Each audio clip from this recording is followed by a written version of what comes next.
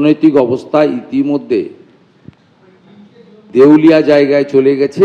সাথে সাথে মুখ্যমন্ত্রী একাধিকবার বলেছেন ডিএ কর্মচারীদের অধিকার হতে পারে না।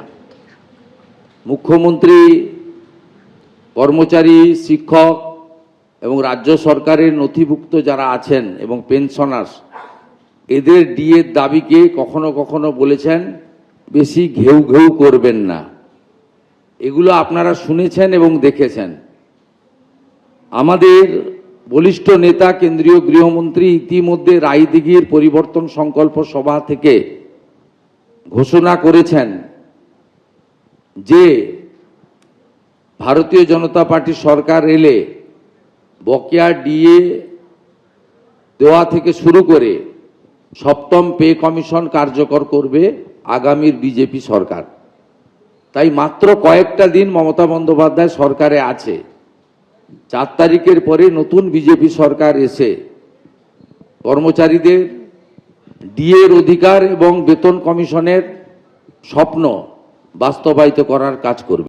এই যে সরকারি কর্মচারীরা তারা ডিএ ডিএ ডিএ করে বলে গেল, যারা প্রত্যেক মাসের শেষে একটা নিয়মিত মাইনে পায়। ভারতবর্ষের আপনি জানেন যে অর্থনৈতিক অবস্থা এখন খুব খারাপ। সারা ভারতবর্ষ জুড়ে আপনারা দেখছেন যে নয়ডাতে কিভাবে শ্রমিকরা বলছে আমরা 12,000 টাকা, মহিলারা এসে বলছে 12,000 টাকা মাসান্তে পাই, এটা 15,000 টাকা করুন।